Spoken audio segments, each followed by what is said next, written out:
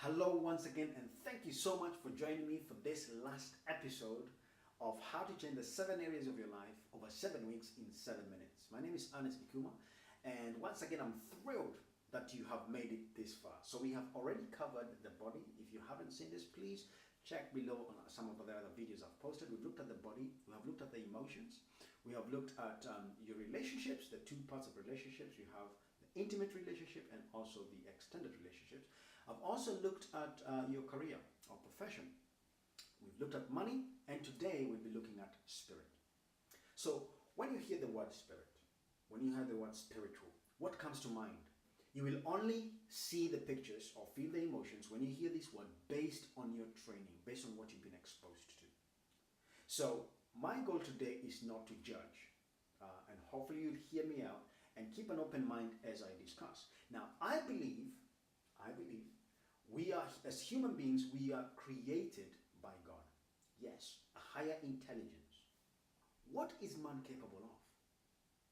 We are capable of so much more. In fact, today, we are already thinking about going into the stars. Can you believe it?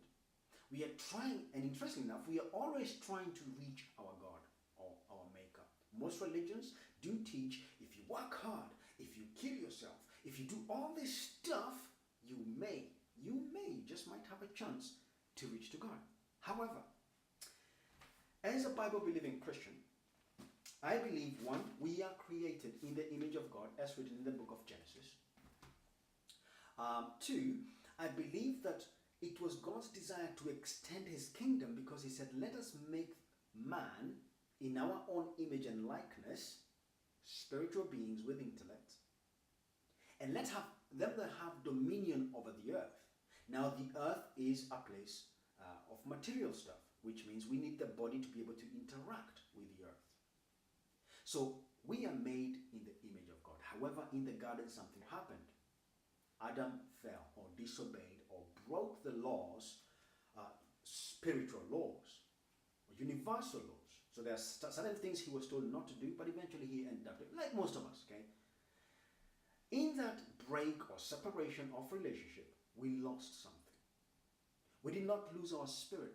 We lost the connection. We were disconnected from the source of all consciousness. And we've been drawing further and further away since. But something good happened, and that's for the season of Christmas. Jesus Christ was born to reconnect man back to God. According to the scriptures, he was the beginning of creation. I don't mean to preach. I just want to give you a picture of what or who he is or who we are. He was the firstborn of creation. Everything that was made with him, through him, and for him, including us.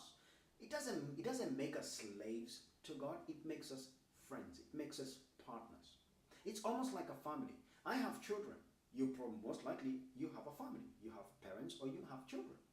You don't have your children to become slaves to you. As far as I'm concerned, my family is supposed to be that special people that connect with me, that fellowship with me, that share some intimacy with me, the love, the care, the compassion, and so on. And I believe this is what God has made us for, to have compassion on one another.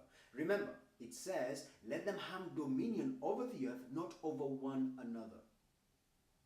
So, spirit to me is the highest level of our manifestation. Your spiritual DNA is pure because God is pure.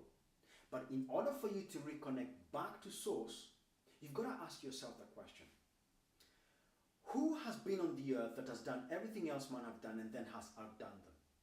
Most of the religions have been created based on a belief system that most likely a man started. But most of them fall short of that. Most of the founders died. So yes, most of them were leading towards spiritual enlightenment because they knew something deep down within them is calling them forth. If you really want to live fully spiritually, get to know who you are. Not who you are physically, because then you can just ask your mom and your dad. Who you are, where does your spiritual DNA comes from? And in my search, I've come close to understand that the closest person whose story has been written in so many different books, including the Christian scriptures, is Jesus Christ. And he came in, God man, man God, walked on the earth and taught us how to be like the Father, how to be like our Father. He taught us to love and to have compassion. He taught us not to judge one another. He taught us to do good every single time. He taught us the laws of forgiveness. He brought life to the dead. Very few people did that before him. But more importantly, what he said was, I came so that you can have life and have life in abundance. So when I think about spirit, I think about life without limits. I think about freedom. I think about the capacity to be more, to do more, and to have more. I would like you to ask yourself this question. Do your beliefs limit who you are? God loves you the way you are. He does not expect you to remain the same, because when you start understanding the love of God for man and how much man and what man means to God, you will be amazed. You realize that we have so much more capacity, but we have to come to the awakeness or to the conscious awareness of who we are first, and then where we come from. And that will give us a better picture of the future. Whether you're an evolutionist or you're a creationist, we all are going somewhere. And I want to leave you with this. Spirit is part of you. You are a spiritual being having a physical experience.